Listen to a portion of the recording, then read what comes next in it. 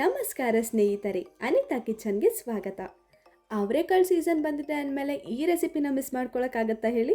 So ಅದಕ್ಕೆ ಅಂತಲೇ ನಿಮ್ಮೆಲ್ಲರಿಗೂ ಶೇರ್ ಮಾಡ್ತಾ ಇದ್ದೀನಿ ಲಿವರ್ ಗುಂಡಿಗೆ ಫ್ರೈನ ಅವರೆಕಾಳನ್ನ ಬಳಸಿ ಮಾಡೋದು ಹೇಗೆ ಅಂತ.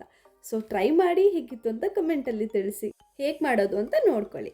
ಸೊ ಫಸ್ಟ್ ಇವಾಗ ಒಂದು ಜಾರ್ಗೆ 2 ಈರುಳ್ಳಿ, ಹಾಗೆ 1 ಟೊಮ್ಯಾಟೊ, 1 ಹಿಡಿಯಷ್ಟು ಪುದೀನ, 1 ಹಿಡಿಯಷ್ಟು ಸಂಬಾರ, ಹಾಗೆ 10 ಕಾಳುಮೆಣಸು, 2 ಚಕ್ಕೆ, 2 ಏಲಕ್ಕಿ, ಹಾಗೆ 4ರಿಂದ 5 ಲವಂಗನ ಸೇರಿಸ್ಕೊಂಡು ನುಣ್ಣಗೆ ರುಬ್ಬಕ್ಕೆ ಬೇಕಾದಷ್ಟು ನೀರನ್ನು ಹಾಕೊಂಡು ಸಣ್ಣಕ್ಕೆ ರುಬ್ಕೊಂಡು ಪೇಸ್ಟ್ ಥರ ಮಾಡಿ ಎತ್ತಿಟ್ಕೊಂಡ್ಬಿಡೋಣ. ಇದನ್ನು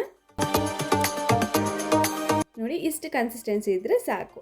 ಸೊ ಇದು ರೆಡಿ ಆದಮೇಲೆ ನೆಕ್ಸ್ಟ್ ಇವಾಗ ಒಂದು ಕುಕ್ಕರ್ ತೊಗೊಳ್ಳೋಣ. ಸೊ ಈ ಕುಕ್ಕರ್ ನೀಟಾಗಿ ಕಾದ್ಮೇಲೆ ಇದಕ್ಕೆ 2 ಸ್ಪೂನಷ್ಟು ಅಡುಗೆ ಎಣ್ಣೆ, ಹಾಗೆ ಸ್ವಲ್ಪ ಪುದೀನ, 1 ಈರುಳ್ಳಿನ ಉದ್ದಕ್ಕೆ ಕಟ್ ಮಾಡಿ ಹಾಕೊಂಡಿದ್ದೀನಿ.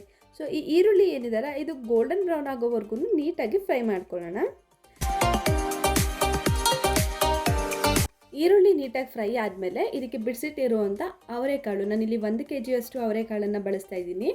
ಅವರೆಕಾಳನ್ನ ಹಾಕ್ಕೊಂಡು ಇದು ಕೂಡ ನೀಟಾಗಿ ಎಣ್ಣೆಯಲ್ಲಿ ಗೋಲ್ಡನ್ ಬ್ರೌನ್ ಆಗೋವರೆಗೂ ಲೈಟಾಗಿ ಫ್ರೈ ಮಾಡ್ಕೊಂಡು ಇವಾಗ ಇದಕ್ಕೆ ನಾನು 1 kg ಚಿಕನ್ ಲಿವರ್ ಹಾಗೆ ಗುಡ್ಡನ ನಾನಿಲ್ಲಿ ಯೂಸ್ ಮಾಡ್ತಾ ಇದ್ದೀನಿ.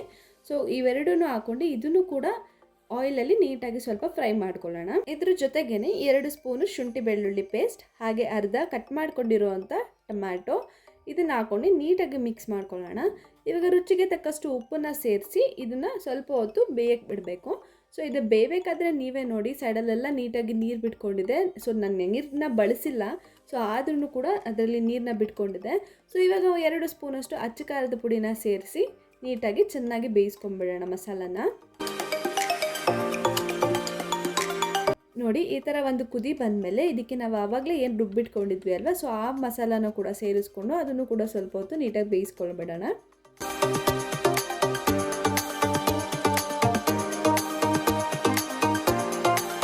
ನೆಕ್ಸ್ಟ್ ಈ ಥರ ಕುದಿ ಬಂದಿದೆ ಅಲ್ವಾ, ಇವಾಗ 1 ಸ್ಪೂನಷ್ಟು ತುಪ್ಪನ ನಾನಿಲ್ಲಿ ಬಳಸಿ ಹಾಗೆಯೇ ಇದಕ್ಕೆ ಸ್ವಲ್ಪ ಕೊತ್ತಂಬರಿ ಸೊಪ್ಪನ್ನು ನಾನು ಆ್ಯಡ್ ಮಾಡಿ ಸ್ವಲ್ಪ ಮಿಕ್ಸ್ ಮಾಡಿ ಲಿಡ್ನ ಕ್ಲೋಸ್ ಮಾಡಿ 2 ವಿಷಲ್ ಹಾಕಿಸ್ತಾ ಇದ್ದೀನಿ.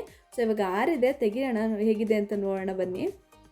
ಸೊ ನೋಡಿ, ಕಲರ್ ಆಗಿರ್ಬೋದು, ಅವರೆಕಾಳು ಲಿವರು ಗುಂಡಿಗೆ ಆಗಿರ್ಬೋದು, ಅದರ ಟೇಸ್ಟ್ ಆಗಿರ್ಬೋದು, ಸ್ಮೆಲ್ ಆಗಿರ್ಬೋದು ತುಂಬಾ ಚೆನ್ನಾಗಿರುತ್ತೆ. ನೀವು ಕೂಡ ಮನೇಲಿ ಟ್ರೈ ಮಾಡಿ. ಚಪಾತಿ, ಪೂರಿ, ರೋಟಿ ಎಲ್ಲದ್ರ ಜೊತೆ ಸೂಪರ್ ಕಾಂಬಿನೇಷನ್.